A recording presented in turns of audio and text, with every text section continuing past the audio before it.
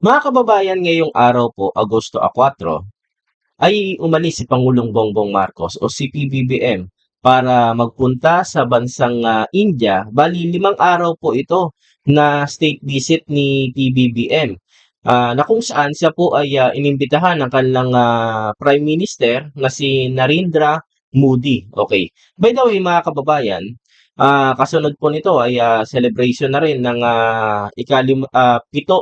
pito-put-lima or 75 na anibersaryo ng ugnayan na diplomatiko ng Pilipinas tsaka ng India na way back November 26 pa, 1949. So, right after the Second World War II, no? Well, by the way, mga kababayan, kung titingnan po natin, 5 araw po ito. Sasabihin na naman ng mga kontra dyan. Sasabihin na naman po ng mga tawag natin ay mga buzzer, ng mga haters, ng mga kritiko ni Pangulong Bongbong Marcos o lalong-lalo na yung mga tao, tawagin natin yung mga tao na wala nang nakikitang maganda sa gobyerno. Sasabihin na naman po nila, okay, yan na naman yung presidente natin, naglalakwat siya.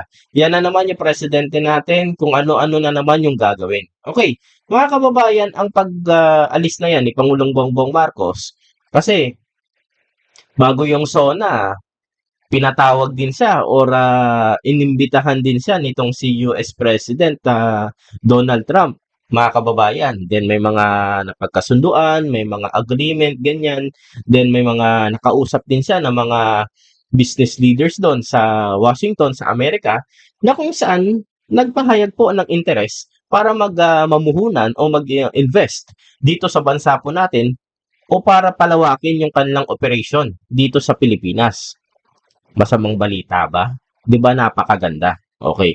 Ngayon, mga kababayan, ang pag-alis po na 'to ni Pangulong Bongbong Marcos, kung titingnan po natin, ang pinakahuli na state visit ng isang presidente ng Pilipinas, presidente ng Pilipinas, ay way back 2007 pa. That is time of former President Gloria Macapagal Arroyo. Okay. Kung titingnan po natin 2007, fast forward to 2025, that is more or less 18 years ang lumipas, mga kababayan.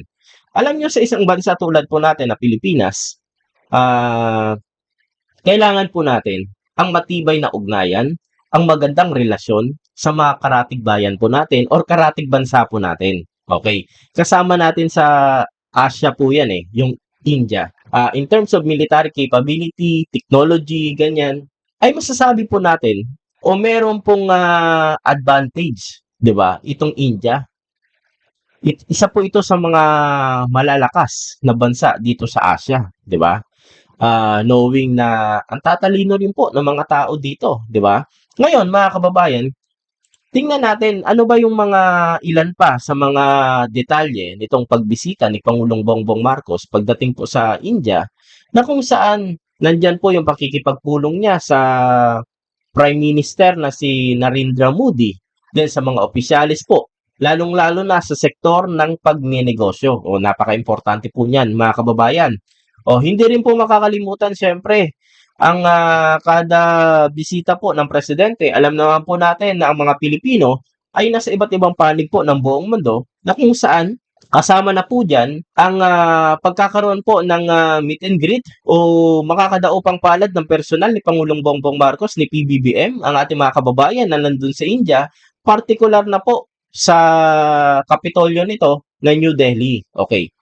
Yan po yung mga itinerary ni Pangulo and pupunta rin siya sa sa Bangalore. August 4 po yan, 4, 5, 6, 7, 8. Bali 5 araw po, mga kababayan, itong lakad ni Pangulong Bongbong Marcos. 5 araw po yan.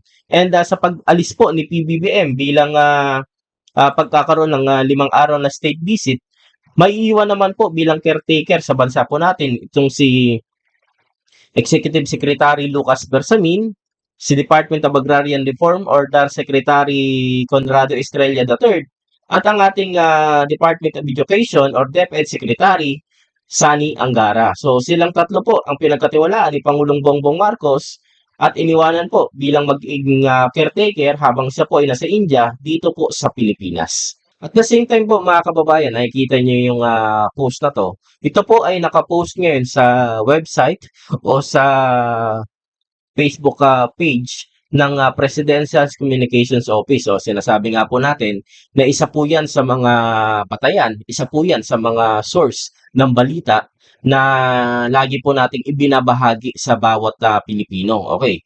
Ngayon po mga kababayan, ang sabi po rito, the Department of Agriculture is recommending an increase in tariffs on imported rice and temporary halt to importation to protect the local farmers. Okay, the cabinet will discuss this urgent matter with the president in India on the sidelines of his state visit. So, pagpunta o pagkarating doon sa India, mga kababayan, siguro while na wala pang nakaschedule na meeting, 'di ba, si Pangulo, okay, may libre sila na 1, 2 oras, ganito ganyan, magkakaroon daw po ng pagpupulong sila doon, yung gabinete, siyempre kasama po si Pangulong Bongbong Marcos diyan.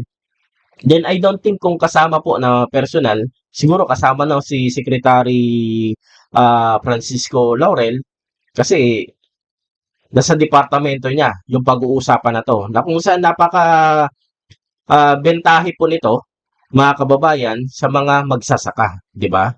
Yung pag-recommend po ng pagtataas ng taripa sa mga imported na mga bigas, yung papasok po dito sa Pilipinas, galing sa iba't ibang mga bansa, saan ba yan? Vietnam, Thailand, India, di ba?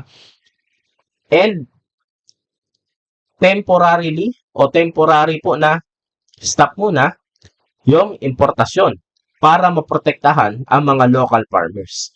Yan po mga kababayan, ang dapat po mapagtuunan ng pansin. Yan po talaga mga kababayan ang issue na dapat ma-address ng gobyerno po natin. Kasi hindi lamang po yan ngayon lang na dinadaing ng mga magsasaka. Pag sinabi, okay, papasok dito sa merkado, magkano yung local na bigas? Mas mahal pa doon sa imported. Pero kung tataasan mo yung taripa dyan sa mga imported na yan, so may possibility pagdating niyan sa merkado, mga kababayan, mas mataas yung presyo niya, 'di ba? Doon sa mga local na bigas po natin, na produkto po ng mga local farmers natin. Dinadaing po nila 'yan, mga kababayan. Kasi kahit anong gawin po ng gobyerno, subsidiya dito, 20 pesos per kilo na bigas, subsidiya, ganto ganyan. Kung pagdating po sa operational cost, 'di ba? Patubig, binhi, mga pesticide, ganito, ganyan. Kung ang mangyayari po, mga kababayan, mas mataas yung presyo niyan. Then, pagkarating po sa merkado, mas mataas yung presyo ng local na produkto natin. Di ba? Kaya yung mga may tanim po ng mga repolyo, ng mga cabbage, di ba?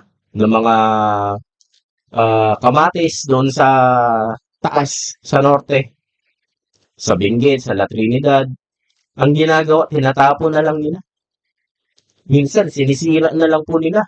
May mga dokumentaryo, may mga balita tayo napapanood yan. Nakakaawa po, mga kababayan. Pero kung itong gagawin na aksyon na to, na kung saan tataasan yung taripa, kasi pag tumaas yung taripa niyan, siyempre tataas din po yung presyo niyan sa merkado nito mga imported. Bentahe po ito sa mga local farmers po natin. Sana maaprubahan po ito as soon as possible ng gobyerno ng administrasyon ni Pangulong Bongbong Marcos. Dahil alam po natin na matagal lang idinadaing ng mga kababayan nating mga magsasaka na sana'y mas tangkilikin ang kanilang produkto ng mga kababayan nating Pilipino. So once again mga kababayan, yan po ay update po natin sa mga ganap dito sa bansa po natin, sa Pilipinas, na kung saan patuloy po nating alamin, makialam po tayo, di ba? Lalong-lalo na itong mga nangyayari. And hopefully, maging matagumpay po ang pagbisita ni Pangulong Bongbong Marcos ng 5 araw diyan po sa India with the invitation of Prime Minister Narendra Modi. So once again, maraming salamat and God bless po sa ating lahat.